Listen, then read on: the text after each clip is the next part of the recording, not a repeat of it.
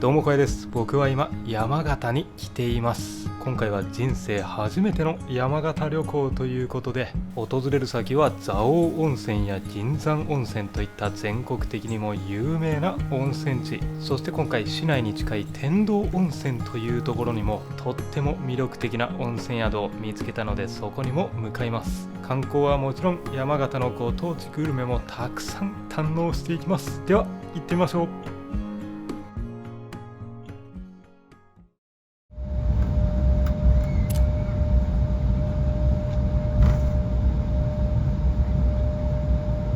はい、山形空港到着です。目の前にこれ美味しい山形空港っていう風に書いてますけどね、なぜこんな名前なのかというと、山形県には全国的に有名な食べ物、さくらんぼやラフランス、お米、米沢牛、お蕎麦、日本酒など食の宝庫として知られていて、山形に来たら美味しいものが待っているというメッセージが込められているんですね。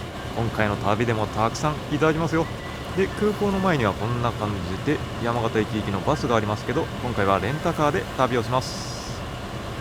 はい、レンタカーを借りて山形旅行の始まりです。まず蔵王温泉に向かって温泉や樹氷を楽しむ予定なんですけど、その前にお昼時ということで、温泉地に向かう途中にとっても美味しいジンギスカンを食べられるお店があるというところで、そこに向かっています。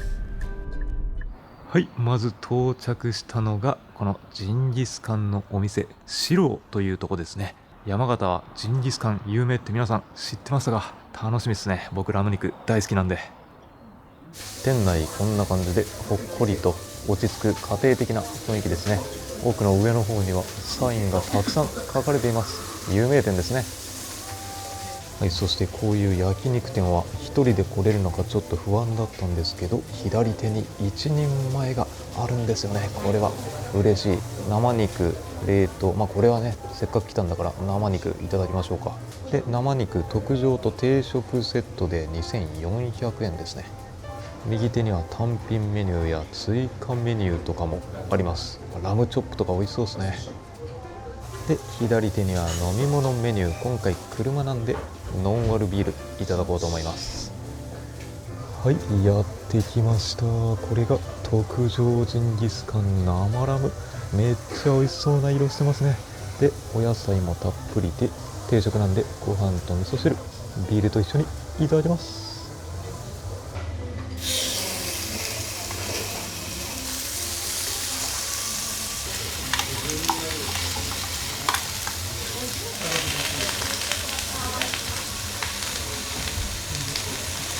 いや、これが絶対にうまいぞ。うわ、素晴らしいこの焼け具合、香ばしい匂いが漂ってきます。これちょっと一人だとね、一気に焼いちゃうのもったいないような気がするんですけどね。動画の見栄えがこっちの方がいいだろうということで、全部一気に焼いちゃってます。うまそう。じゃあ焼きたていただきます。うまっ。いや、タレも何もつけずに食べたんだけど、これだけでも十分うまい。いや、さすが生ラムでこれ品質が高いから臭みが全然ないっすね。うまい。いや、青森にも行ったんですけどね、最近青森でも美味しいジンギスカン食べれたし、やっぱり北国のこの羊のお肉は美味しいっすね。タレにつけて今度はちょっとこれ酸味も効いていて、もちろん甘みもあって、ピリ辛のタレがね、絶妙にラム肉に合いますね。これもうまい。いや、これはビールが進みます。乾杯。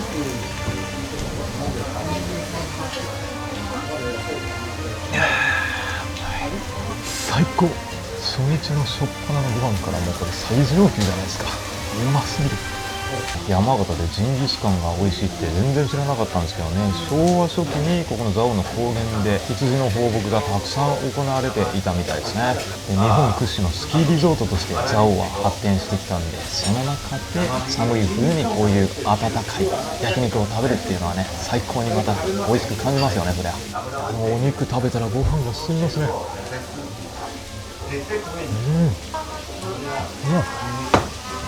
いや、これもお肉足りないっすね。美味しすぎてもっといっぱい食べたい。もう一皿全然いける。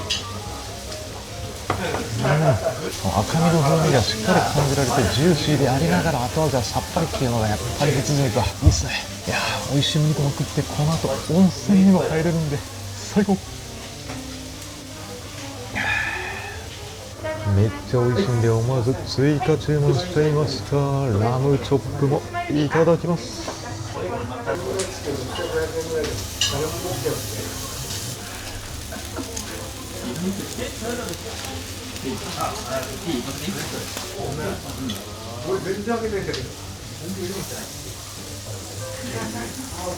よし、じゃあ最後にブラックペッパーもかけて、うまそう。いただきます。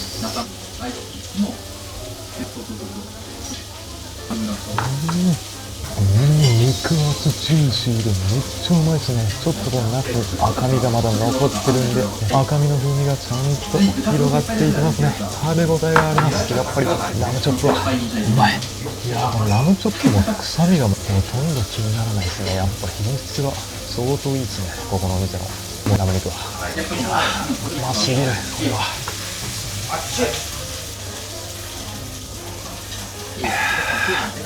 いや、もうこれ食べただけで山形来た価値があると思えるぐらい美味しかったですね。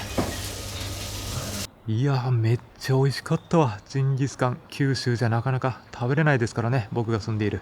じゃあこれから蔵王温泉行って温泉入ります。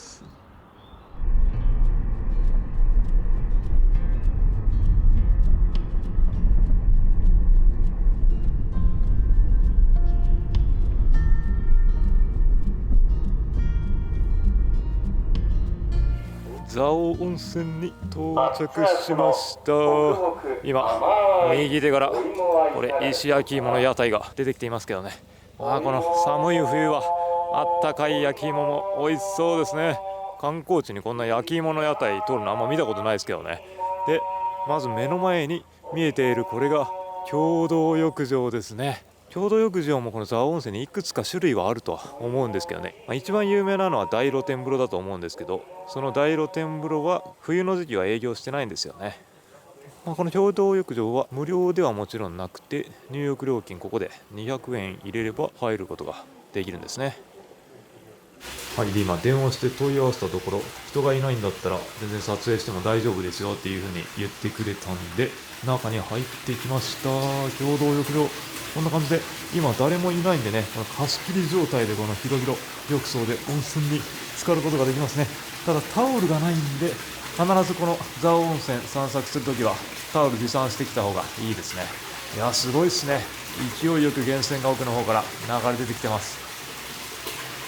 いや、本当は入りたかったんですけど、タオルをちょっと持ってきてなくてですね、この後旅館の貸し切りを予約してるんで、そっちでゆっくり温泉には浸かろうと思います。泉質はほとんど一緒だと思うんでね。で、共同浴場目の前にはこんな手湯もありますね。おお、これずっと触ってたらちょっと熱くなっちゃうぐらい源泉の温度はやっぱ高いですね。中の泉質表を見たら53度ぐらいって書いてました。で pH が 1.7 なんで、今日酸性の湯ですね。蔵王温泉、足湯もあります。ここは東北屈指の人気温泉地ということで、もちろんこんな感じで商業施設、旅館がたくさん連なっているんですよね。スキー場もあるんで、今は完全に繁忙期でしょう。目の前にはこれまるで樹氷アイスモンスターのようにすごい形をしてますね。でもこれは積もってるっていうと何かの記念碑なんですね。ちなみにこの今モンスターみたいになっている記念碑の向かい側が共同浴場を使う人たちのための無料駐車場になってますね。いやー、さすがすごく風情のある温泉街ですね。こんな感じでもう地面から湯煙がたくさん立ち上がってきてて、硫黄の匂いがプンプンしますよ。僕の地元別府でもよく見られる光景なんですけどね、まさに温泉地に来たという雰囲気です。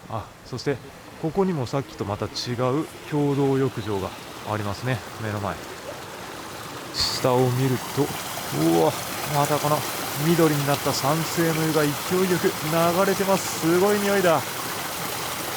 共同浴場のさらに上には、ここには温泉神社っていう風に書かれている神社がありますね。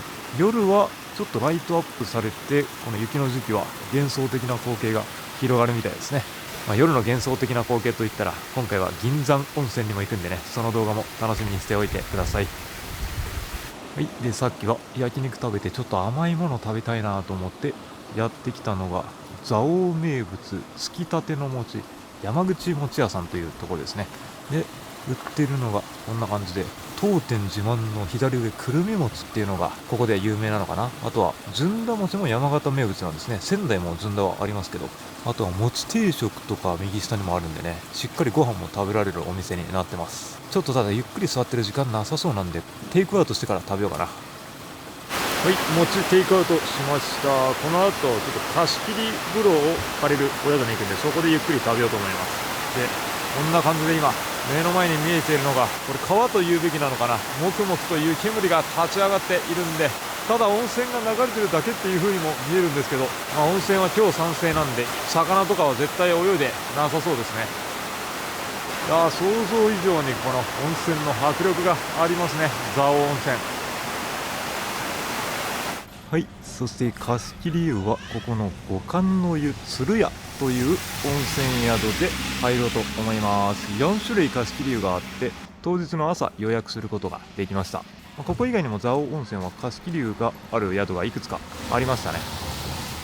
ちなみに今の鶴屋の向かい側がバスターミナルになってます。バスを使ってきた場合はここに到着するということです。温泉街の入り口、エレベーターで4階に上がってます。貸し切り湯はこんな感じで4種類。左下の窓が2つついている。多分これが一番人気なのかな。このかの湯に入ります。はい、貸し切り湯やってきました。いやー、この緑色に濁った湯がいいっすね。酸性の湯。そして目の前には大きな窓があって、奥の方に雪景色が見えてますし、右手にもさっき見てたように窓がついてるんで、こっち側からも雪景色を望むことができると。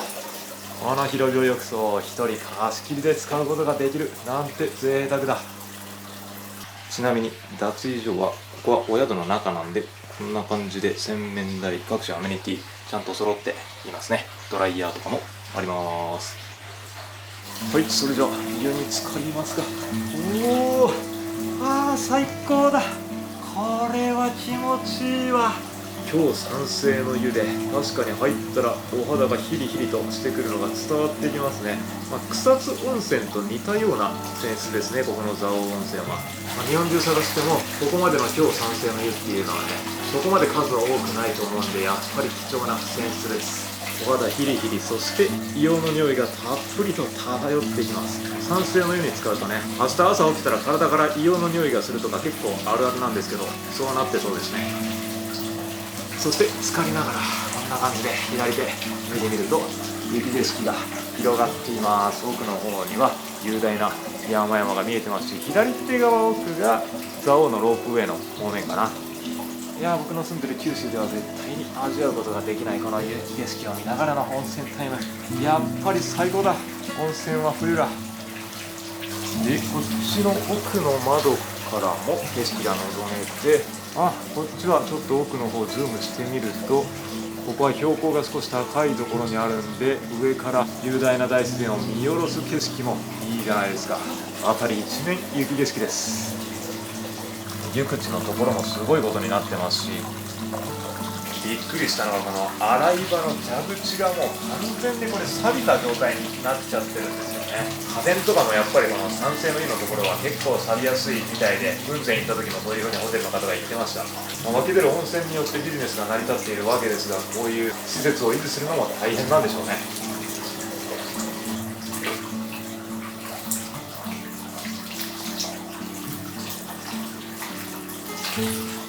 はい、で風呂上がりホテルのロビーでさっき買ったこのくるみ餅を食べてみます。こんな感じで、なんかくるみのタレなのかな、めちゃくちゃたくさんタレがかかってる。すごいクリーミーまろやかなこれ味ですね。甘みがしっかりあって、ちょっとくるみの香ばしさが口に広がっていきますね、アクセントとして。お餅自体は中にぎっしりとお米の風味が詰まりに詰まってるっていう感じですね、少し弾力強めな感じで、こんなんがありました。山形つや姫玄米茶、美味しいですね。美味しいお米と美味しいお水から作られた玄米茶なんでね、さすが美味しい山形。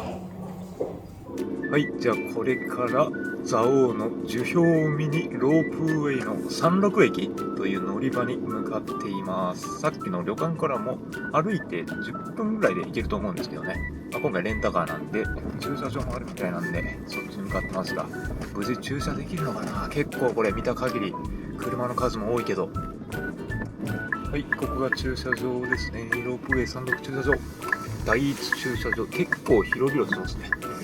なんとか止めれそうだな。右手の方空いてるわ。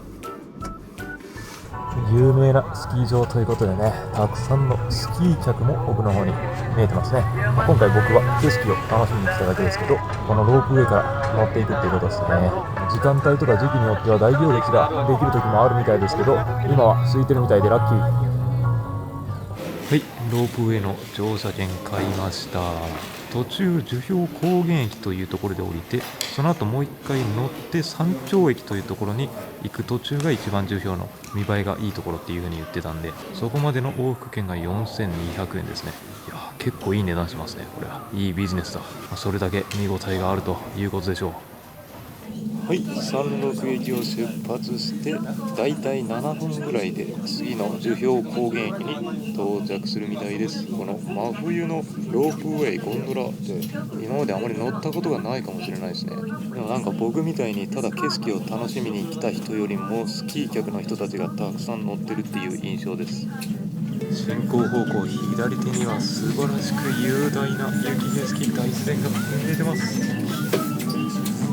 いやもう垂直にまっすぐピーンと伸びたこの木も本当に美しいですね。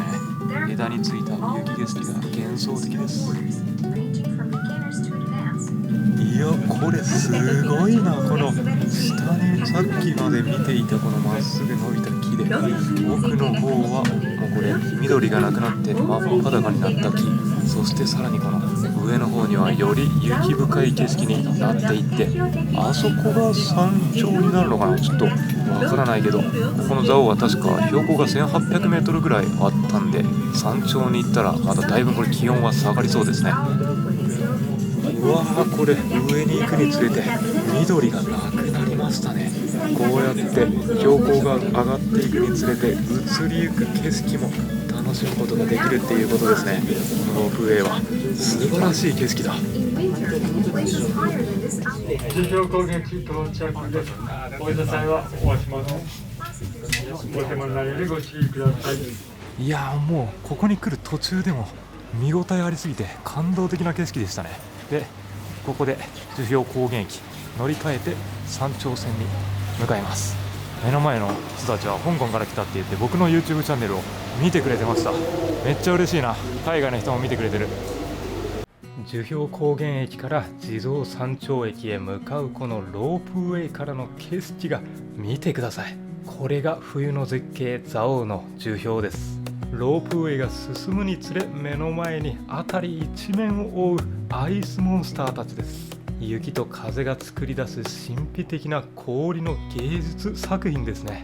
もし晴れていれば透き通る青空とのコントラストが本当に美しいらしいんですけど、そうでなくともこの今まで見たことがない壮大な白銀の世界に思わず息を飲むというか、本当に見に来てよかったと感動しますね。やっぱりこれは動画や写真で見るよりも実際に目の前で見た方が圧倒的に心揺さぶられると思うんで、この大自然が生み出した奇跡をぜひ皆さんも見に来てみてください。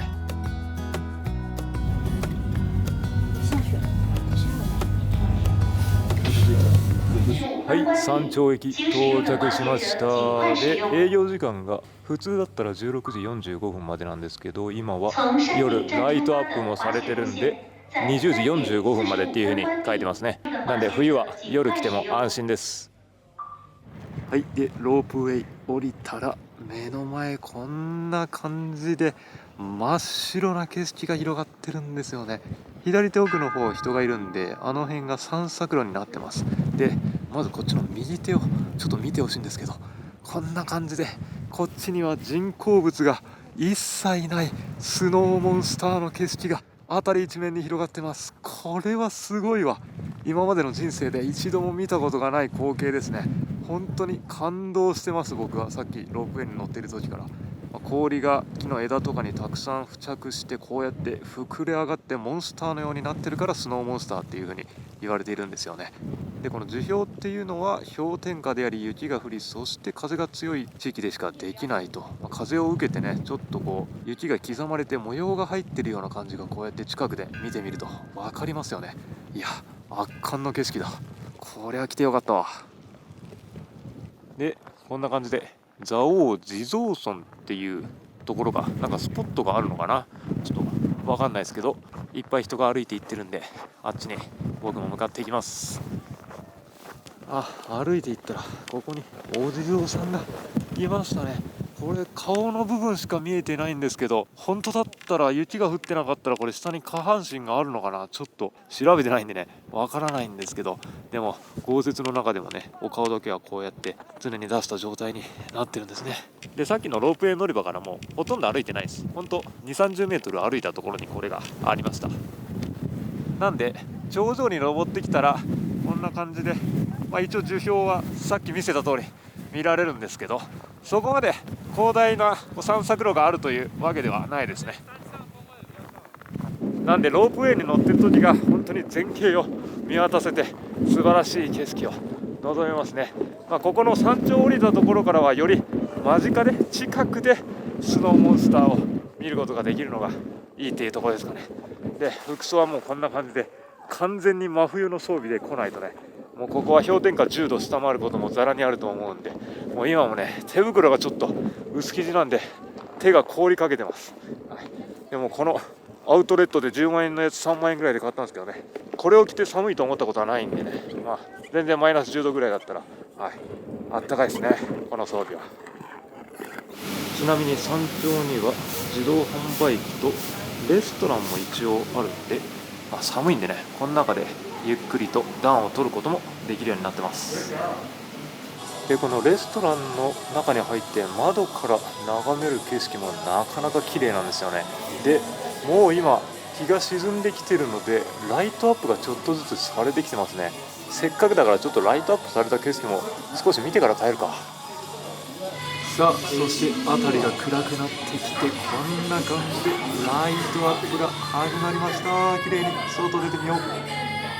さっきのロープウェイ乗り場降りたところにこんな感じでライトアップがされてるんですね。今目の前はこれ緑に輝いていて奥の方は青色でオレンジの光も見えていますけどね、どうなんだろうな、これ下るときはライトアップ他のエリアとかもしてくれてるのかな、もしかしたらこの辺りだけのライトアップかもしれないんで、その場合はやっぱこの山頂駅まで来る必要があるっていうことですね。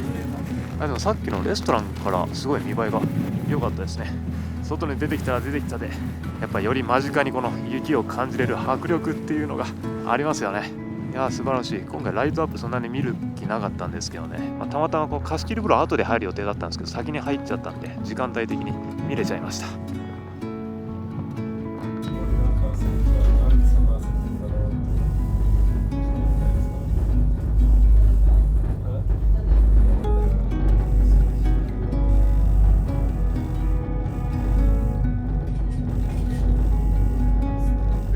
せっかくだから米沢牛を食べようと思ってやってきたのはここの大和ロイネットホテルの中に米沢市の有名な常盤という米沢牛専門店、そのお店の山形店が2021年にできたというところでね相当評価が高いんでちょっと行ってみます。ホテルの1階部分にありました米沢牛常盤、楽しみ。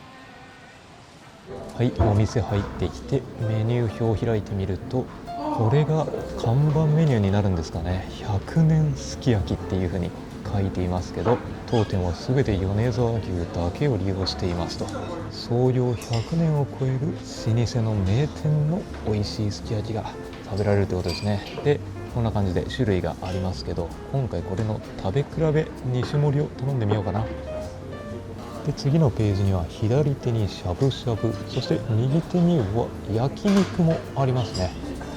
さらに次にはビーフステーキ、そしてアラカルトメニューもちょっとあります。最後はコース料理。これは3日前までに予約が必要なんで、特別なディナーを食べたい場合は奮発してこれもありかな。すき焼きだったら日本酒も一緒に飲んだら美味しそうなんで、山形の地酒、これ左手にある常盤オリジナルのお酒を頼んでみようかな。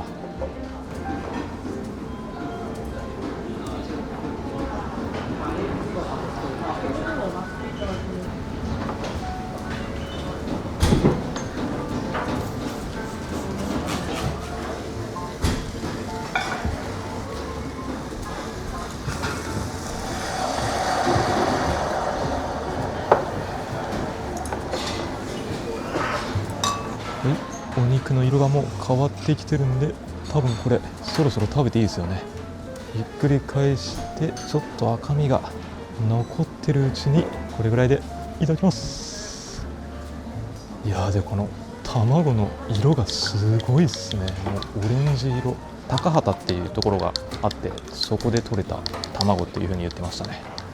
はい、じゃあお肉いっちゃいます。これはうまそう。人生最高峰のすき焼きじゃないか、これは。よし。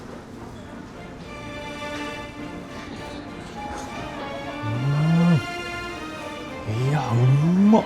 こんなに薄切りスライスなのにめっちゃジューシーで、この卵も品質が高いからね、脂身あふれるこのロースを包み込むまろやかな卵ね、すごくいいアクセントになってます。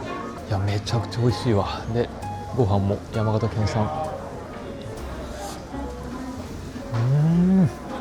いや、絶妙な硬さ加減ですね。これは硬すぎず柔すぎずもちもちですね。いや、今食べてるこれがねロースで、まだ焼いてないのが赤身なんですよね。ロースはやっぱり脂身がしっかりあるからジューシーで、このすき焼きの中は味噌が入ってるみたいですね。その米沢の地元のこだわりのお味噌を使っていて、確かになんかいつも食べるすき焼きよりもこうしっかり濃厚な甘みが広がっていく感じがしますね。さあ、そして常盤のオリジナルの日本酒ですね。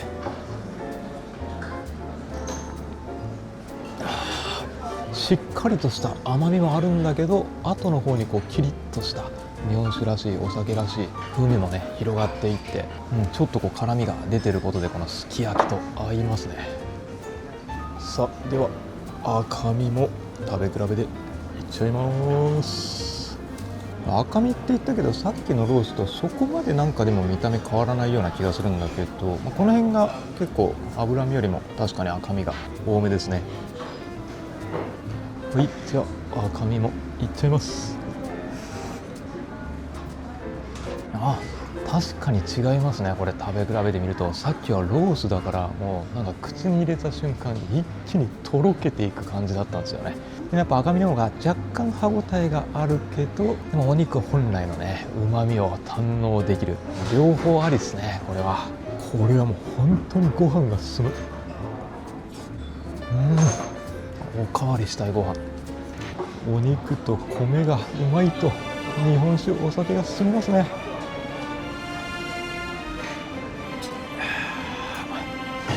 最高すぎる。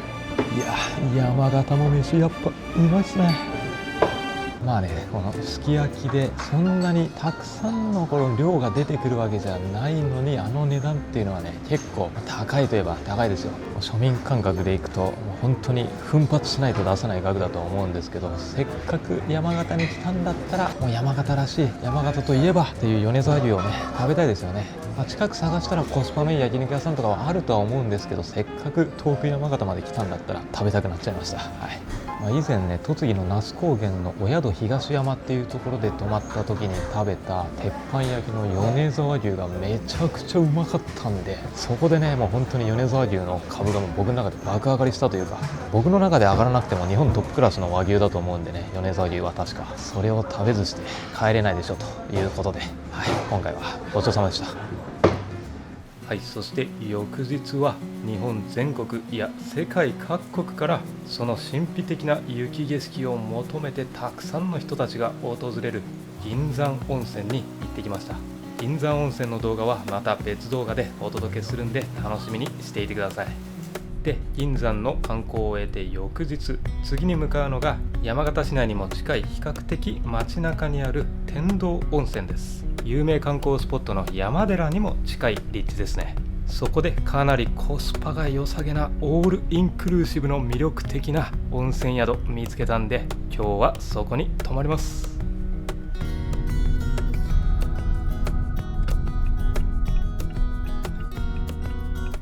はい、到着しました。これが湯房一楽天童スパ&ブリュワリーということで、お宿自体は1953年に温泉旅館として開業したんですけど、2023年1月にリニューアルグランドオープンしたばかりなんで、こんな感じでデザインや建物が新しいですね。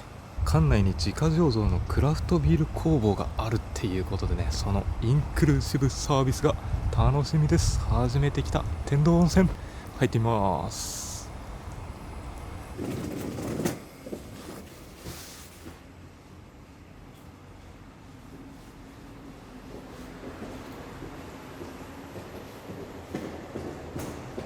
中に入ってくると目の前にレセプションがありますけど、その奥の方にこんな感じで広々としたロビーラウンジのエリアがあります。そしてここにソフトドリンクはもちろん、奥の方にはビールやおつまみといったインクルーシブサービスが立ち並びます。まずはこれ、ビールのインクルーシブはこれですね。これ何？そば麦ドライっていう風に書いてるのかな。あとは天使のさくらんぼのビール。この辺は山形らしさを打ち出しててめっちゃいい感じですね。でそれぞれの時間はこんな感じ。なんとね、この鶏そばとかもいただくことができる。道民の夜泣きそばみたいなね。いや、これは絶対食べに来なきゃ。でこんな感じでビールに合いそうなおつまみですね。これは一楽オリジナルのおつまみって書いてますね。なんかその辺のスーパーに売ってるようなお菓子じゃなくてオリジナルっていうのもポイント高いですね。こんなチーズとかもあります。でソフトドリンクはここにデトックスウォーターにオーガニックルイボスティー、そしてお部屋にオレンジジュースもあります。もちろんコーヒーもありますし、こっち側にはティーパック、緑茶や玄米茶、紅茶もあります。そしてちょっとした茶菓子のサービスもありますね。黒ごまのせんべいで、1階のエリアにここにアメニティっていう風に書いてますけど、この中にお部屋にはないアメニティとかがあるのかな。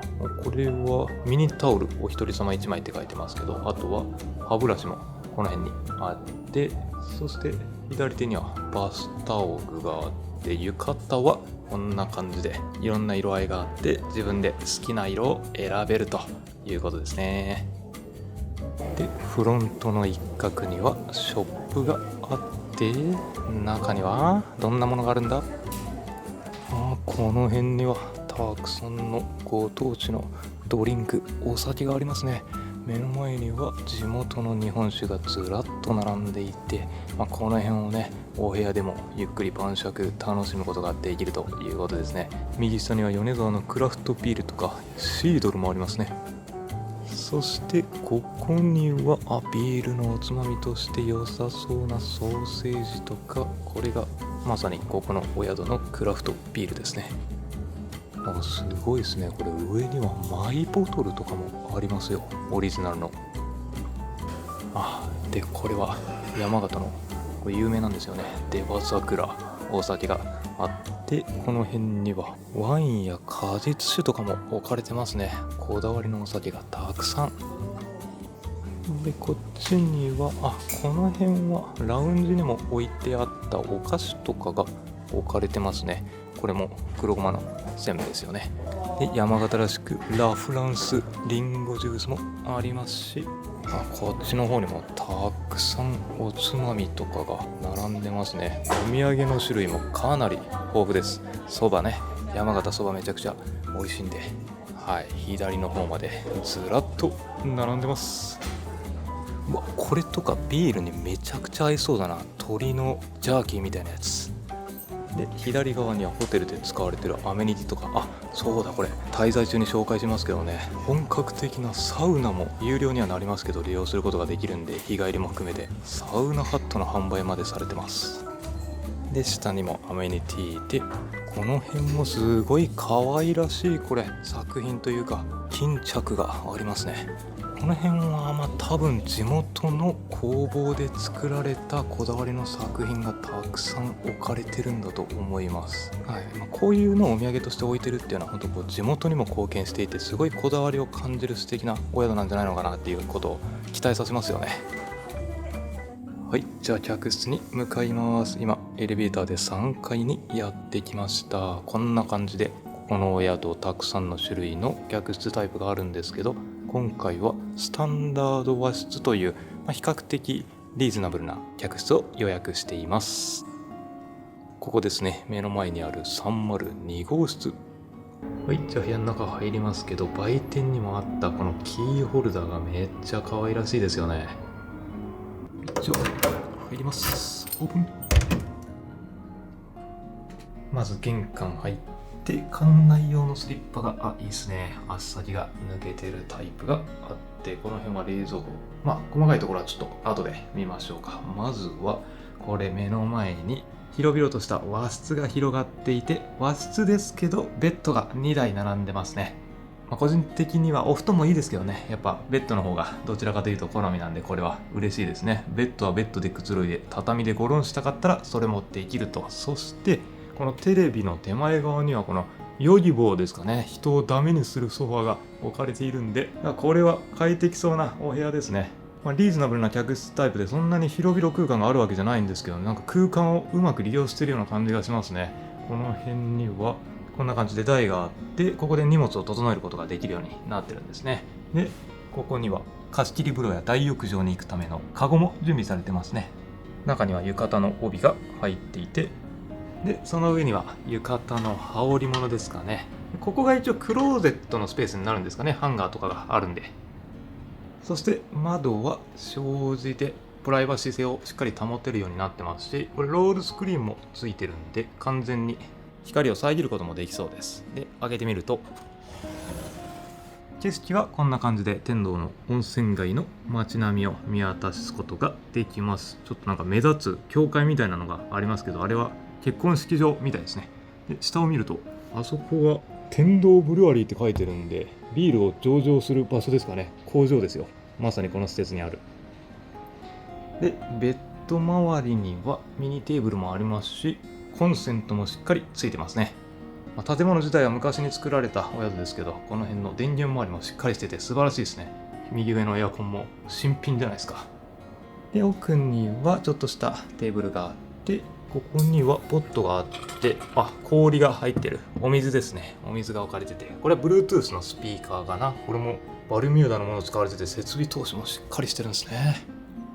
で、下にはセキュリティボックスに消臭ミストもあります。温泉宿は消臭ミストないケースが結構多いんですけどね。ここはちゃんと準備してくれてます。で、こっちの中にはグラスやカップ、バルミューダの電子ケトルがあります。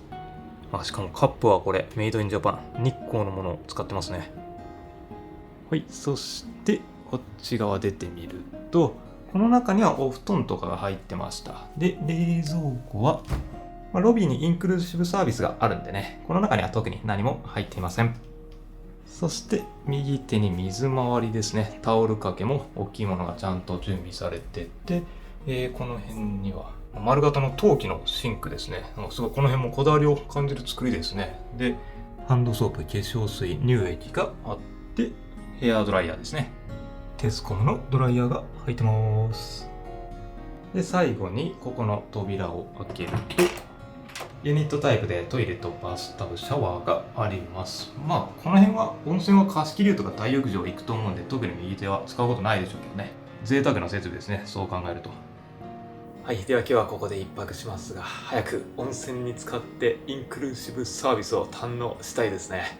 で、ここのお宿はね、結構コスパ的にいいんじゃないかなと思って予約したんですけど、2名1室2食付きで、なんと1人当たり1万円台後半から宿泊することができます。何かしらの割引とかを使えば1万円台前半で泊まれる日とかもありますね。今回僕は1人で泊まるんで、1名宿泊の場合は2食付きで2万円台前半からになってます。割引使えば1万円台後半で泊まれたりもします。あとはお料理のグレードによっってこう高い値段のやつとかもあって、今回ね僕はせっかくなんで A5 ランク米沢牛&山形牛のコースに確かしたかなと思います。露天風呂付き客室とかもありますけど、今回は貸し切りもあるしリーズナブルな客室を予約しました。そしてなんといってもこのインクルーシブサービスですね。チェックインした時にこれ紙を渡してもらいました。ここの施設内で醸造されたビールを飲むことができたり、貸し切り風呂やライブラリー、朝ヨガとかもこれインクルーシブですることができるんですね。これはお食事含めて楽しみですね。では早速温泉に入りに行きましょうか。はい、じゃあ温泉、あとはいろんな施設があるみたいなんで見に行ってみますね。これがさっきのロビーからずっと突き当たっていくと、インフォメーションマップがありますね。これすごい分かりやすそう。今これエレベーター、客室、そしてフロントがあってずっと歩いてきて現在地なんで、こっちの左手に行くと大浴場とか、あとは貸し切り湯とか、はい、そういったものがありますね。この別邸ってところにビラタイプの客室があるんですね。で右上2階にレストラン。これが分かりやすいですね。この6種類のビールを滞在中に堪能できるっていうことになるのかな。じゃあ大浴場の方をまず行ってみましょうかね。この辺左手見ると、ここが雨とかが降ってなかったら本来はビアテラスになるんですかね。突き当たってみるとここ扉開けられるようになってますね。結構広々としたテラスですね。開放的な中でゆっくりビールを楽しむことができそうです。真ん中とかもしかしたら冬は暖炉になるのかな。大浴場はこっち左手ですね。で大浴場を向かう途中に水分補給することができる冷水が置かれてますね。あとこの辺は100人一首とかカルタとかお絵描きとか、あとは将棋までこれ自由に持って行って使っていいっていう風に書いてますね。そしてこれ目の前が大浴場ですね。奥の方が女性湯で、手前側ここが男性湯になります。営業時間は貸し切り湯と同じような感じかな。じゃあ入ります。入るとこんな広々脱衣スペースがありますね。こっちの右手には洗面台もあって、ドライヤーもしっかりリファーのものが置かれてますね。でこっちには扇風機、足つぼマッサージ、さらにはなんとマッサージチェアまで置かれてますね。これもインクルーシブで無料で使うことができるんですね。そして浴室に入っていくと、まずは宇宙はこんな感じで広々空間になってます。奥の方からたくさん温泉が湧いてきてますね。これだけ広ければたくさん人がいても快適に入れそうです。でこの辺は体を洗うスペースですね。シャワー、各種アメニティ、そして奥から外に出てみると露天風呂もあります。で露天風呂はちゃんと屋根があるんで、ここは豪雪地帯なんでね、雪が降ったとしても安心してゆっくりくつろぐことができそうです。宇宙よりはちょっと小ぶりですけど、全然快適に過ごせそうですね。はい、で貸し切り風呂を使うときはフロント横にこのご案内があるんですけどね、結構これ長い時間帯営業してくれるんで嬉しいですね。夜の24時まで、そして2種類のお風呂があって、ここの下に札がある場合は空いているってことなんで、これをフロントに持って行って、お部屋番号とか伝えるんですかね。はい、伝えた上で利用することができるみたいです。1回の利用は30分。そしてロビーからずっと奥の方に進んでいったら、またちょっとこの辺は廊下が可愛らしい作りになってるんですよね。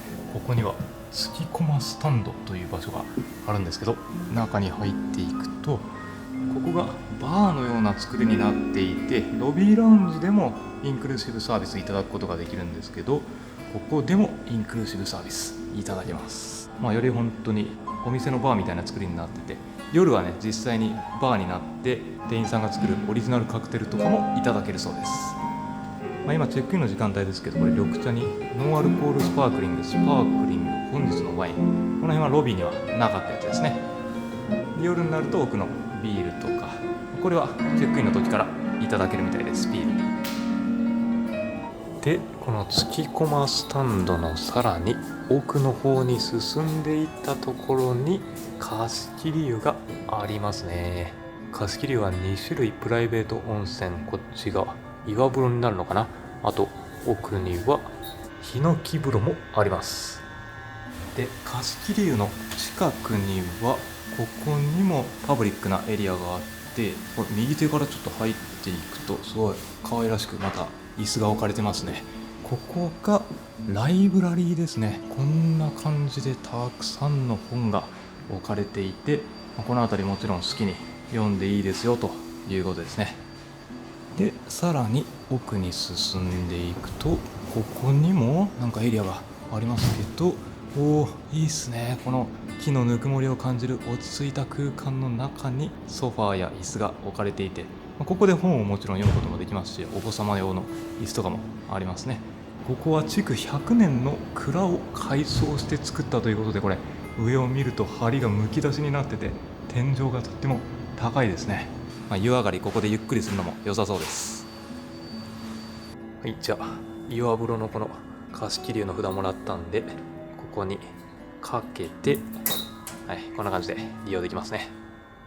おお、これ貸切湯なのに広々贅沢な空間になってますね。この洗面台も2つちゃんとついてるし、この辺りには各種アメニティがあって、大浴場と同じくリファのドライヤーがあるっていうのが素晴らしい。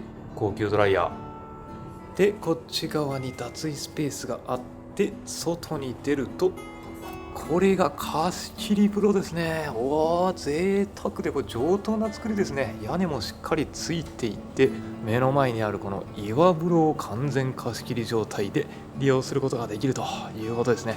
大人2人だったら余裕でこれ足伸ばしてくつろぐことができる大きさですね。いやー、大きな岩をこれ切り抜いて作った岩風呂なんで、すごい上等な作りですよ。もう一個のヒノキ風呂はね、また違う時間帯に利用したいと思います。で、シャワーとアメニティもこんな感じでついてます。はい、では貸切湯入ります。いやー、気持ちいいわ。やっぱ外気が寒いからね、もう入った瞬間のこの気持ちよさが最高ですね。冬の温泉で、ここの天童温泉は泉質に関してはナトリウムカルシウム硫酸塩泉っていう風に書いてたかな。pH が8点いくらかだったんで、8点いくらってどうなんだ、アルカリ性になるのかな。無色透明で癖のない泉質なんで、蔵王の温泉とは違って何度も繰り返し入って楽しめるお肌に優しい温泉ですね。蔵王の方はかなり雪が積もってましたけど、こっちの陸地の方天童はまだそこまで雪が積もってなくて、もしこれ本当の真冬だったら目の前のこのお庭のところも雪が積もっているんでしょうね。いや、この湯船も大の字になってくつろぐことができるんで贅沢だ。はい、じゃあせっかくなんで近くの天童の道の駅で買ってきたこのラ・フランスジュースをいただきます。めっちゃこんな感じで果肉がたくさん入ってて、これ美味しそうなんですよね。はい、じゃあいただきます。初ラ・フランスジュースな気がしますね。おお、これは贅沢。飲むラ・フランスじゃないですかね。果肉がほんとたくさん入ってるんで、逆にこう液体がスーッと抜けていくっていうか、ゴロゴロとラ・フランスの果肉が入ってきます。中にうまいっすね。ラ・フランスって梨みたいな感じになるんですかね。梨の方がよりみずみずしくて、こっちの方が濃厚な甘みが広がる、そんなフルーツになるのかな。ラ・フランス食べ慣れてないんで分かんないんですけど、素晴らしい温泉に使ってラ・フランスを飲むと、まさに山形らしい温泉の使い方じゃないですか。最高。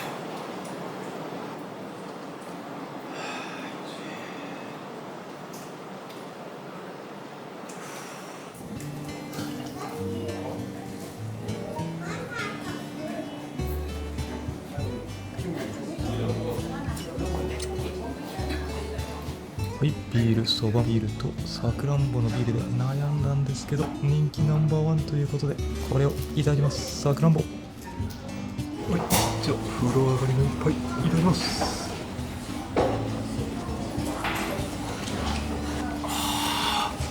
いやー、うまいっすね。さくらんぼが入ってるんで確かにフルーティーな香りが漂うんですけど、しっかりビールらしくキリッとした味わいもね口の中に広がっていきます。いやなんかこうただ甘いだけだったら嫌だなって思ったんですけどね、こうキリキリっとした感じが喉に抜けてってね、はい、喉越しすっきりでうまいっすね。これはまさに山形でしか飲めないビールですね。さくらんぼビール、ビール苦手な人でもちゃんと甘みがあるから、これは飲みやすいビールだと思いますよ。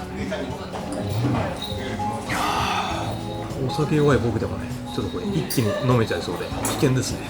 風呂上がりのビール最高。インクルーシブサービスだとお酒に強くない僕でもこうやって少量で楽しむってことができるんで、せっかくだからこのそばもいただいちゃいます。おつまみもいただきます。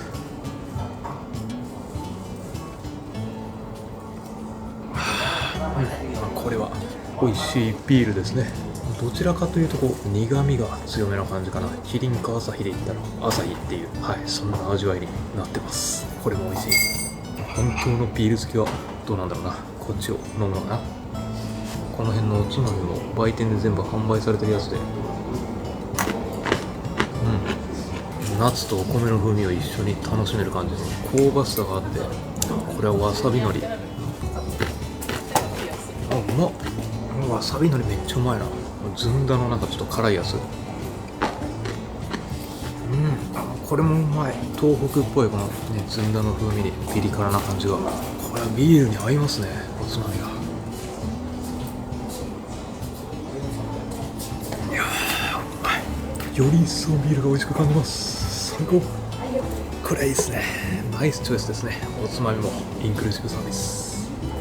5時半と7時から夕食の時間を選ぶことができたんですけどね、5時半をチョイスしました。21時から鶏そばのサービスがあるんで、それを美味しく食べるためにちょっと早めに夕食チョイスしたんですけど、もうすぐ5時でこれインクルーシブでビールとおつまみをね食べ過ぎてご飯食べれないみたいなことになっちゃわないように気をつけないといけないですね。これねちょっとオールインクルーシブだと欲張っちゃいますよね皆さん。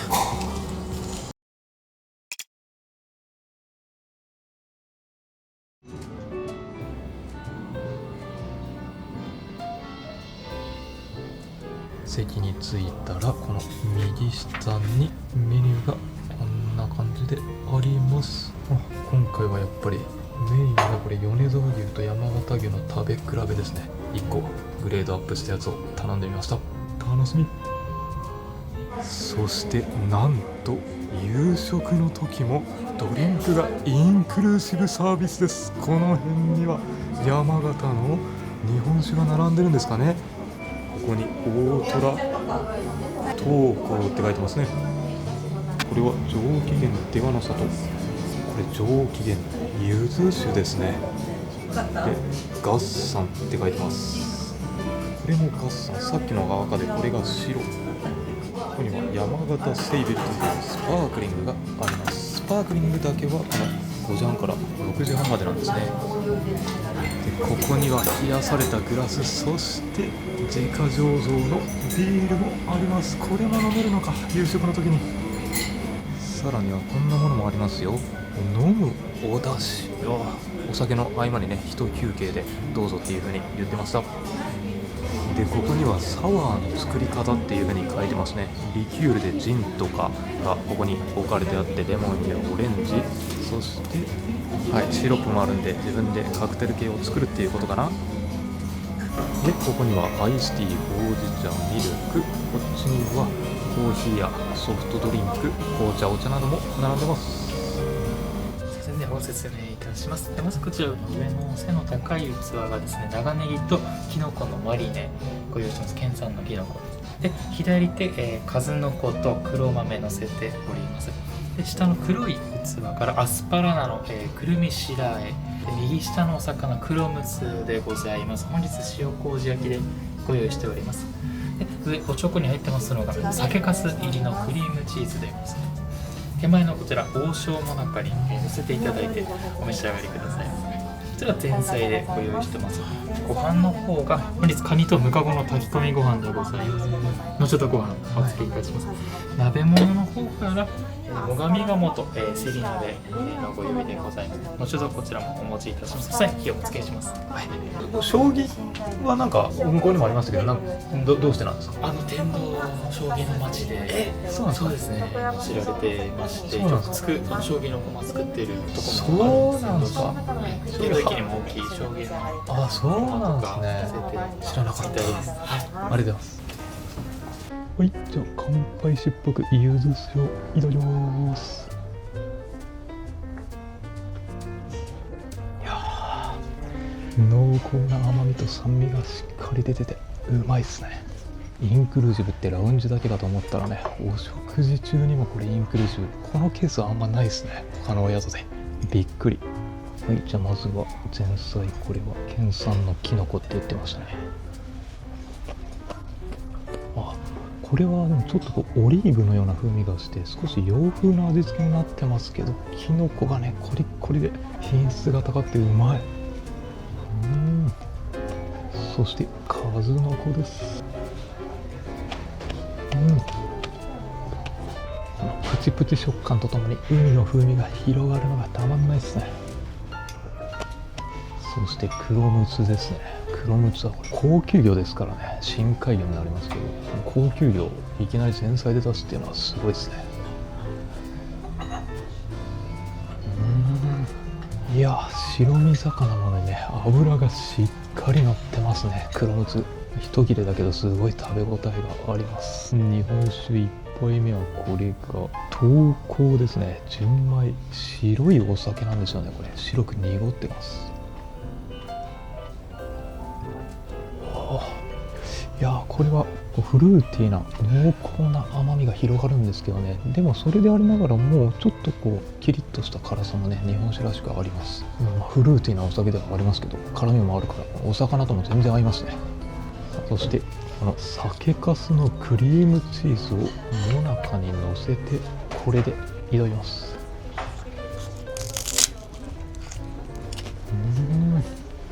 うまい。いや、チーズが濃厚でうまいっすね。これビール飲みたくなるな。吉田近さ山形市にお店がございまして、ドイツのソーセージの品評会で金賞を取るなど技術にも定評があるお店で作られております。県産の枝豆を使ったビアブレストというビールに合うという意味のソーセージでございます。ビールに合うソーセージってことですごいこだわりますね。ちょっとレモン浸して、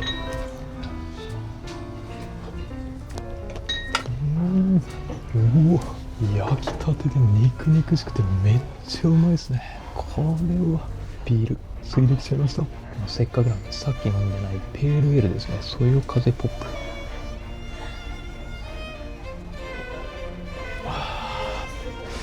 いやー、ペールエールはやっぱ風味がしっかり出ててうまいっすね。これはソーセージとビール最高。いやー、もうこれただお酒飲み放題ってだけじゃなくて、もう自家醸造で、しかもこのちゃんとそのお酒に合うお料理も提供するっていうのは半端ないですね。上に生クリームをかけております。シャバタと一緒にお召し上がりください。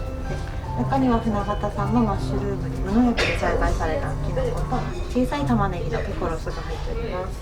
その上の具材でございます。最上鴨は山形米の生え抜きを食べて育った鴨でございまして、上質な旨味と癖のない脂身が特徴でございます。おお、これも東北らしいですね。せり鍋、そして鴨、お野菜も全部入れちゃいます。さあ、スープは国産牛のビーフシチューです。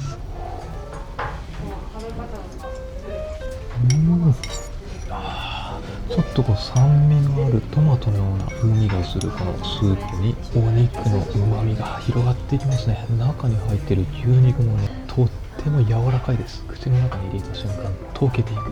いやー、でも酸味のあるスープにマッシュルームとかこの中に入っているお野菜が合いますね。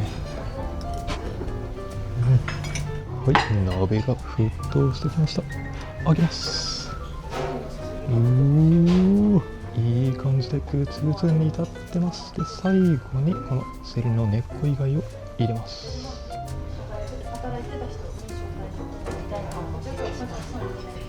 じゃあ鴨肉いただきます。最上鴨っていう山形県のブランドの鴨があるんですね。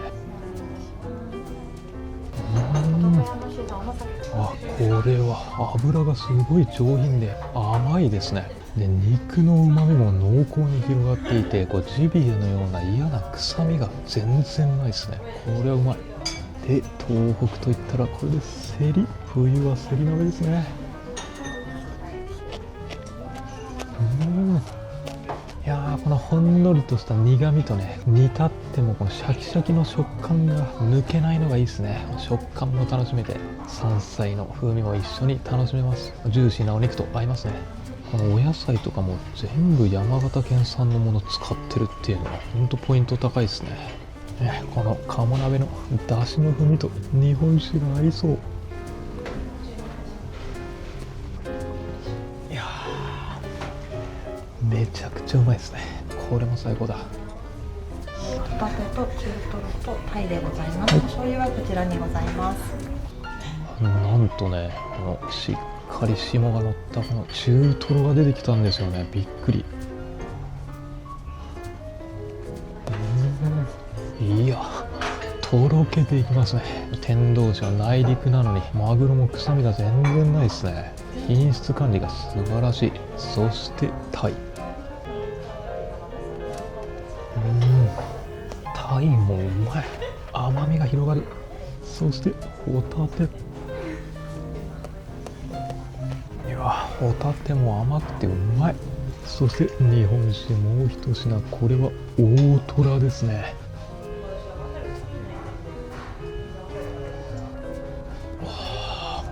これは濃厚でしっかりと辛みのあるお酒ですね。辛みがあるとお作りと合いますね。日本酒とお作り最高。はい、でこれも気になりますね。途中の休憩の出汁ですね。メインのお肉の前にいただきます。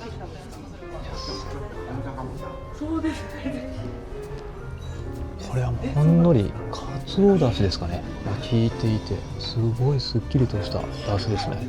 梅が中に入ることによってほんのりと酸味も演出していて、なんかこうかつおだしと中和して柚子のような風味になりますね。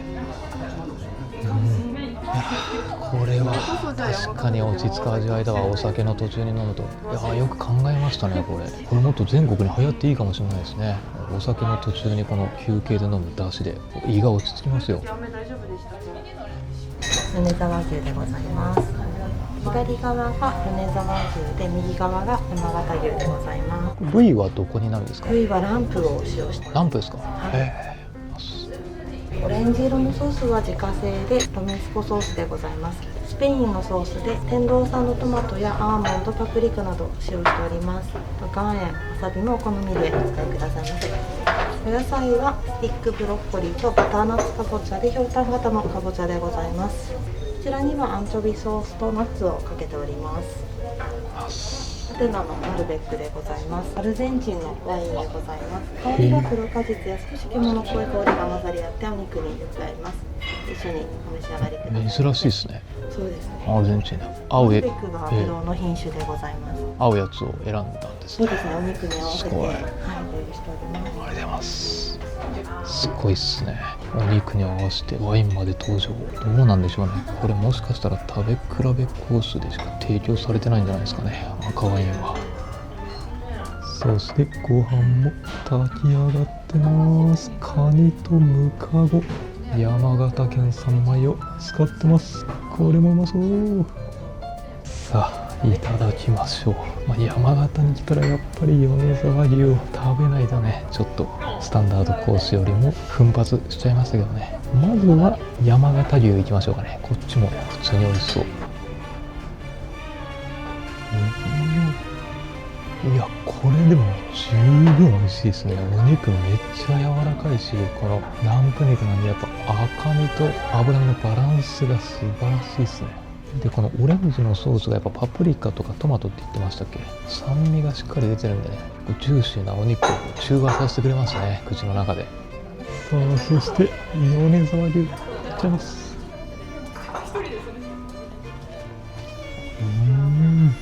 いやー、やっぱ米沢牛ね、日本三大和牛ですね。松坂、神戸、米沢、霜の降り方が全然違いますね。山形牛はこっちはこっちでね、ちょっとこうさっぱりした味わいだから、これはこれでいいと思うんですけどね、米沢はやっぱもう口に入れたらとろけていきますね。もう本当にとろとろジューシーです。でもこの価格帯のお宿で米沢牛を提供してくれるっていうのは本当に素晴らしいんじゃないですかね。せっかく山形に来たらこれ食べる価値あると思うんですよ。そして赤ワイン。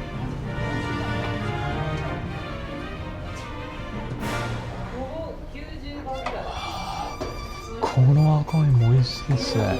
まろやかでしっかりと赤ワインの味わいが出てて、でもね、なんか後味がすごいすっきりしてて、お肉の風味を邪魔しないんですよね。いや、米沢牛とこのアルゼンチンの赤ワイン最高ですね。っていうかね、これ米沢牛来る前に、日本酒とビール、ビールでもいいけどやっぱり極上の和牛には赤ワインがいいなっていうのを正直思ってたんですよね。そしたらまさかの赤ワインもしっかり出てきたんでね、いやーなんかもうこれがあったらいいなっていうのが全て揃ってるんで、ここのインクルーシブ正直想像以上ですね。はい、この価格帯だったらこの素材とかもね、地元産とかじゃなくて比較的こうリーズナブルなものを産地とかこだわらず揃えたり、もしくはこういう時にワインが出てこなかったりするのかなっていうふうには思ったんですけどね、それも出てきたんでびっくりですね。これは満足度高いですよ。でお野菜も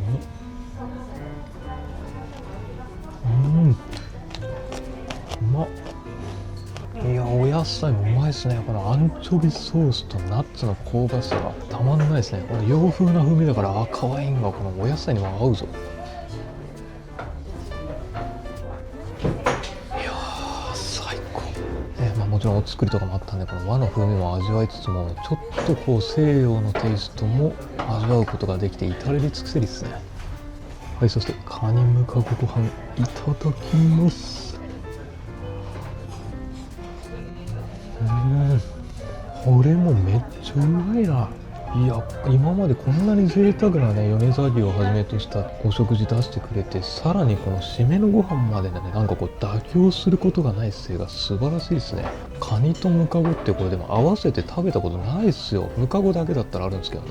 いやー、この海の幸のカニの旨味に山の幸のムカゴのホクホクでほんのりとお芋の風味が広がる感じが、これは何とも言えないうまさですね。海の幸と山の幸を両方一緒に堪能できる、最高ですね。これも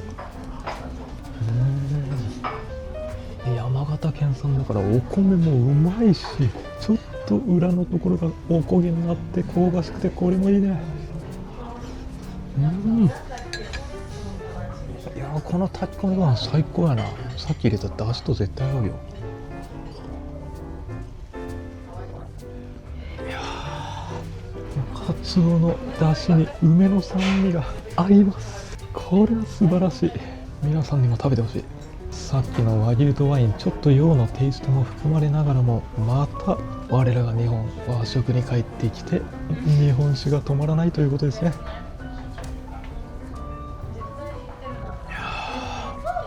ちょっと飲みすぎてますね。顔が赤いです。冬野菜とタラの味噌仕立てでございます。山形の男山酒造の酒粕を使用しております。上にはバラ海苔を乗せておりまして、山形の海苔屋さんの海苔を使用してます。こちらは売店でも販売しております。そしてこれがタラ大根ですね。手前側がタラで、奥が大根ですね。この辺のお野菜も山形県産っていう風に言ってました。まずはブリと大根。うまっ。いや、柔らかくてほんのりと甘い味付けですね。これはブリうまい。これは大根と合いますね。確かにこの程よい甘い味付けがたまんないですね。で味噌汁、これも普通の味噌汁じゃない。さっき言ってた通りね、地元の酒造の酒粕使ってるんで、こう甘酒っぽい上品な甘みがほんのりと広がりますね。いやー、すごいね。中にこれタラがこんなに大きいの入ってますからね。さらにこれは、いや、プリプリうまい。いやー、そこぱりこの磯の香りもたまんないですね。確かにこれはこのカニのぬかご飯と合うわ。いや結構量あったんですけど、これねむしろご飯うますぎて足りないぐらいですね。そしてデザートはリンゴのコンポートと、これ自家製の炭火焼きバスクチーズケーキですね。いやーデザートにもこだわりを感じますね。うまっ。いやこれもうまい。チーズケーキの食感がもうね程よい絶妙な硬さで、炭火焼きってことでね、このちょっと焦げた部分から濃厚なチーズに加えて香ばしい香りが漂ってきてね、それがすごくいいアクセントになってます。最後ほうじ茶も出してくれました。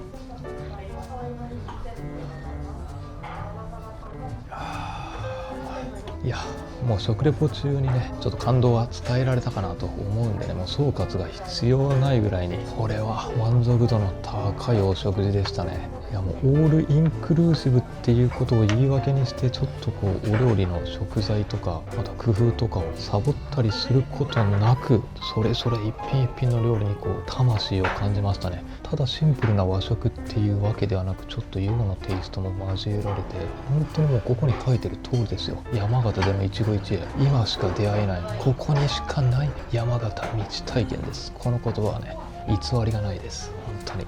いや料理人の方がもう本当素敵な方なんだろうなっていうのはね、もう今日食べてこれは伝わってきますね。それぞれの食材をたくさんのお酒と一緒に美味しく味わってほしいというね思いが感じられます。そしてこの後もバーとかでお酒飲み放題で、9時からは鶏そばいただきますからね、食べきれませんよ。もうお腹いっぱいですね。はい。でまあちょっとまだ時間があるんでね、それも楽しみです。はい。そして夜の9時になってロビーエリアにやってきました。鶏そば山形名物って書いてますね。つったいっていうのはこれ冷たいっていう意味ですかね。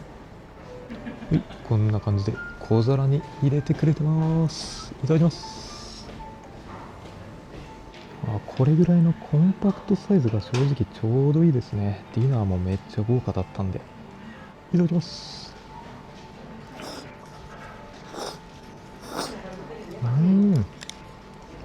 これお蕎麦は多分統一蕎麦ですね。こうざらつきがあってかなり歯ごたえがあって、蕎麦の風味がしっかり広がりますね。いや普通にうまいですよこの蕎麦も。そしてネギのシャキシャキ食感でねさっぱりとした後味で、銀山温泉の動画では出すと思うんですけど、山形はこの冷たいお蕎麦っていうのが一般的らしいですね。あったかい蕎麦よりっていうのはやっぱこのお蕎麦の品質が本当に高いんで、蕎麦本来の味を味わうには冷たい方がいいだろうっていうところで、それ間違いないんですよね。銀山の宿で泊まった時に食べた蕎麦もめっちゃうまかったんですよ。これはもう全国的に流行っていいと思いますね。蕎麦は冷たい方が蕎麦が美味しい。いやお腹いっぱい食べた後でもね、この本当少量の蕎麦と冷たいさっぱり出しだったら全然入ります。最後の最後まで満足度高めてくれますね。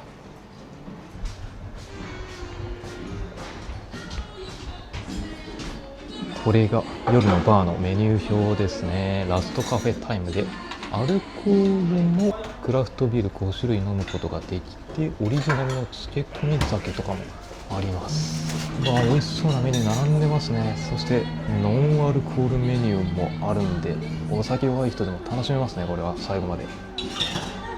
うわ、中に入ってきたらこれ1月限定のカクテルもありますね。洋梨のサングリア、台湾茶と山形干しが、この辺もこだわりがすごいですね。でこっちには鴨屋トラチオサワーっていうのがありますね。なんだこれ、日本酒とのなんかコラボのカクテルかなんかかな。でこれも期間限定ですよ。オリジナルのクリームソーダ、これうまそうだな。夜の時間帯だとデザートっぽいし、しかもこんなお茶で一服ってやつもありますね。夜もおつまみがちゃんと並んでます。よし、これを頼もうと思います。隣にある陽子というヨーグルト酒を使ったクリームソーダですね。これはなんか地元で有名な酒蔵さんが作ってるんですか？山形の竹野川酒造さんが作ってる、竹野川酒造さん、日本酒を作ってる酒蔵なんですけど、そこで出してる一応リキュールの一つになります。コラボという形で期間限定なんですけど。いいですね。はい地元の企業さんともはいそうでですね、いいですね、そういうの。ありがとうございます。はい。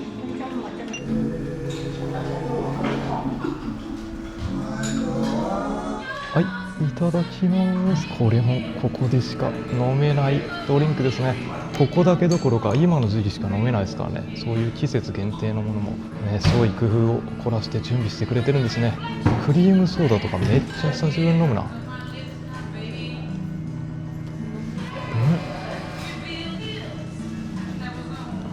何これ。いや、これは新食感ですね。酒造が作ったものだからこう甘酒みたいな風味がするのかなって予想したんですけど、甘酒ほどこう甘みがしっかりあるっていうよりは本当に程よく甘みが広がる感じですね。なんかでも近いので言うとこうカルピスソーダのようなね、こうクリーミーな味わいがこのアイスの風味とともに広がっていく感じですね。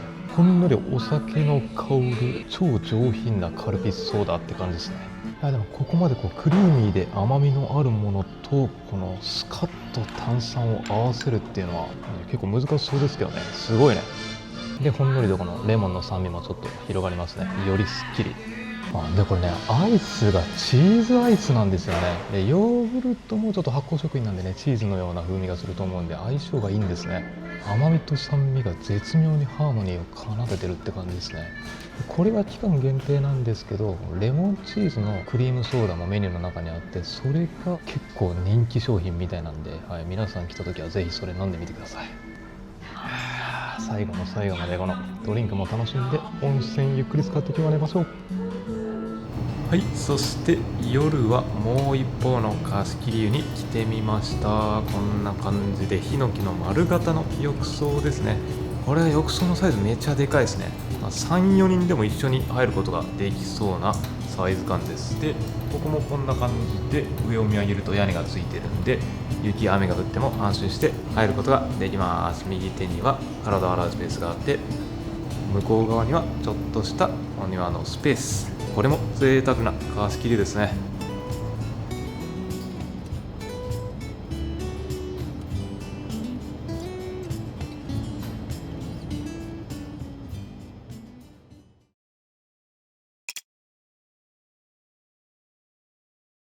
おはようございます。翌朝でレストラン会場に再びやってきました。朝食ビュッフェもかなり良さげですね。これは楽しみです。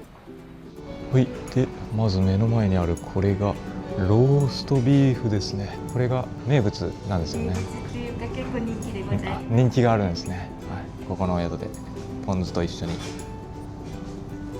そしてこれもこだわりの山形の野菜がたくさん詰まったスパイスカレーですね。これも大人気な。ジョスパグリルで炭火で朝さっき焼いたばかりの野菜を提供しております。そうなんですね。あのグリルで焼いたやつがこんな感じで、ここに野菜があるんで、このカップにカレーを入れてお召し上がりくださいと。選べるスパイスもあります。これが多くで今火をちょっと弱くしておりますけど、焼くときはわーっと揚げていただいて焼いております。これが焼き上がったやつですね。うまそう。そしてここにはエッグステーションですね。これも地元の最上で育ったマッシュルームのオムレツを作ってくださるみたいですね。今ちょうど焼かれていますね。美味しそう。これをトマトソース、デミグラスソースを選んでいただきます。で隣にはパンも並んでます。でこの辺にはいっぱいまたお料理並んでて、これが山形野菜の味噌汁ですね。大根とか人参とかお野菜たっぷり。で隣にも麩とかわかめがありますね。ご飯のお供が梅干したらこ、これは煮干し、隣までご飯のお供が並んでます。でご飯は種類がたくさんあって、これがまず雑穀米ですね。そして山形県産米のつや姫をいただきます。おかゆも準備してくれてます。この辺はおかずでお魚はマスの塩焼き。隣には豚のシューマイもあります。シューマイはネギだれポン酢でいただきます。でこの辺には洋のおかずでグラタンと温野菜のポトフですね。ここのレーンにはこんな感じでおひたし、きんぴら、ナスインゲン、生姜煮、春雨サラダ並んでます。サラダは河福町っていうところで採れたお野菜がずらりと並んでますね。こっちの右手の方までチップスとかサラダとか、右の方は大豆ですかね。上にもトマトやきゅうりや海藻やカブとかも並んでます。この辺にはナッツにトマト、チーズのカプレーゼ、そして青じそ、人参、イタリアンドレッシングにオリーブオイル、ビネガー、岩塩、ハーブ、味付け何でも揃ってますね。ここにはフルーツも並んでいます。パイナップル、オレンジ。そしてここには玉こんにゃくがありますね。これ山形に行ったらソウルフード食べたいなって思ってたんで、まだ食べれてなかったからやっとビュッフェで食べられる。でこの辺には醤油、柚子味噌、漬物にこれ納豆なんですね。納豆も地元のものが使われてますね。で左下には海苔があって、昨日の夜も食べましたけどお蕎麦もあります。そばつゆを自分で入れて、この辺具材ですね。そしてこれも食べたかったけどまだ山形食べれてないやつ、芋煮。こんな感じでお芋にネギとか、これ牛肉かな、具材がたっぷり入っててめちゃ贅沢ですよ。山形牛なんですね、入ってるのが。でヨーグルトですね。ヨーグルトの味付けで4種類もありますね。いちご、ママレード、キウイ、ブルーベリー。右手にはグラノラもあります。でドリンクは昨日と同じく右手奥にコーヒーとかソフトドリンク、お茶類が置かれていて、こっち側にはこれすごいですね。山形野菜のスムージーって書いてます。いやこれはうまそう。あとはデトックスウォーター、ルイボスティーに牛乳、そして水ですね。はい、そして朝食こんな感じで取ってきました。夕食に引き続き地元の食材、そして郷土料理をたくさんいただくことができて、これまた贅沢ですね。特に玉こんにゃくと芋煮は食べたかったから嬉しい。はい、じゃあいただきます。まずはお目覚めドリンクとしてこのグリーンスムージー。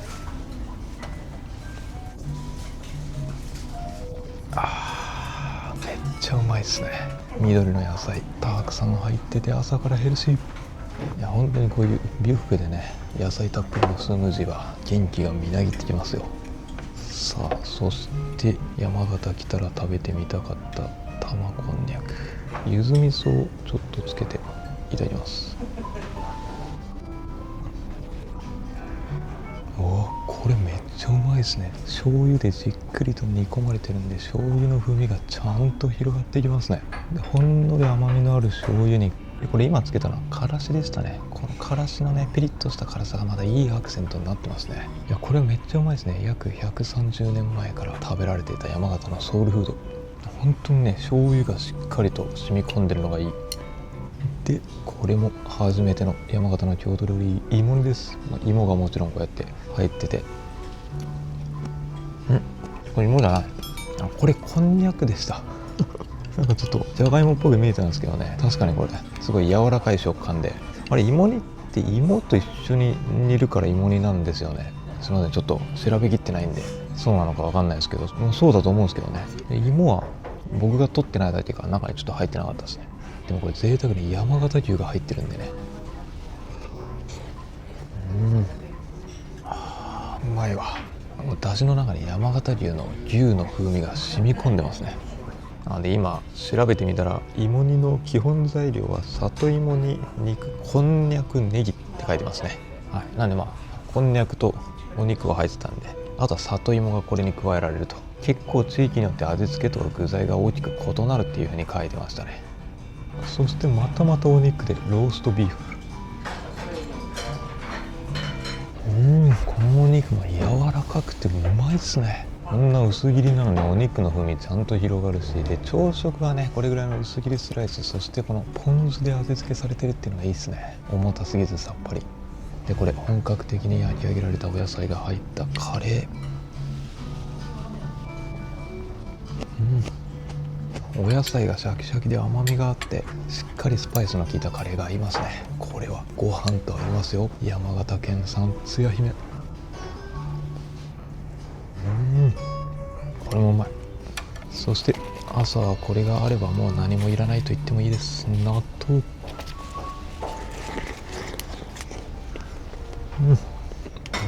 甘みのある納豆でうまいですね。これもつや姫、ご飯と合います。いや夕食に引き続きも朝食もこれ満足度は本当に高いですね。山形空港着いた時ね、美味しい山形空港っていう空港、山形の空港本当そんな名前なんですけど、それはもう山形には美味しいものがたくさんあるからっていうシンプルな理由で、もうそんなに恥じないお肉もお野菜も素材が素晴らしくてね、玉こんにゃくとか芋煮という郷土料理もいただきましたし、いやここは本当泊まってよかったですね。山形市はこう内陸の方にあるんで、今回この内陸の方を中心に旅したんで、今度は西側の海側、そっちの方も気になりますね。そして朝食の後ロビーラウンジ出てきてみたら、なんと朝の時間帯はこんな感じで抹茶の提供もありましたね。時間帯によってこうやってサービスも変わっていきます。素晴らしい。ここは将棋の形をした茶菓子も置いてますね。そしてここのお宿、チェックアウト時間が10時じゃなくて11時なのも素晴らしいです。で昨日もちょっと言いましたけど、サウナの施設があるんで、せっかくだから今回こちら利用させてもらいます。ここは有料で外部の人でも利用できるだけあって、超本格的なサウナ施設になってます。これが楽しみですね。まず入って右手、ここはゆっくり休むことができるスペースになってるんですね。上にエアコンもしっかりついてます。でサウナ着もこんな感じで準備してくれてるのが嬉しいですね。これね、外に水風呂温泉もあるんですけど、着た状態で使ってもいいですよっていうことなんで、異性と来た時でもね気軽に入ることができますね。そして目の前にあるここがサウナのお部屋で、目の前のこのリモコンで中の照明のコントロールできるようになってます。で入ってみるとこんな感じ。貸し切りでこれだけの広々スペースを使えるっていうのはいいですね。そしてここにはロウリュできる石が置かれていますね。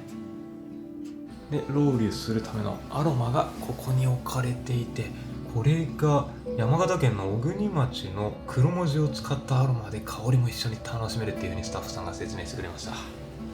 この辺にはファンも置いてあって、これがヘッドマッサージの機械ですね。こんなものも置かれてます。下には各種タオルがあって、ここにリモコンインフォメーションブック、ここにこの黒文字オイルの説明がありますね。リラックス効果がある成分が含まれてるみたいなことを書いてます。そしてこれはハーブティーかな。この辺もインクルーシブでいただくことができます。ここにはお水も準備されていて、そして下に冷蔵庫があって、冷蔵庫の中にはこれチルアウトとレモンウォーター、これもインクルーシブでいただきます。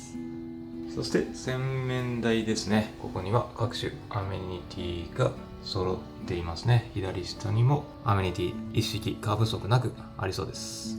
さらにドライヤーはこれ大浴場とかに置かれているやつよりもワンランクまた上の高級ドライヤーが置かれてますね。リファ。そして照明もこれ明るさとか色をコントロールできるやつじゃないですかね。で洗面台の隣の扉の先がこんな感じでトイレになってます。いや、一個一個置かれているアメニティもかなりこだわりあるんで、これ完全プライベートだったらね有料でも使う価値ありますよ。外出てみると、うわすごい、こんな感じで、なんとこの湯船は源泉かけ流しの温泉なんですよね。浴槽もこれ十分な広さがあります。もう2人3人でもゆっくりとくつろいで過ごすことができるサイズ感。無料の貸し切りもいいですけどね、やっぱこれは圧倒的に上質ですね。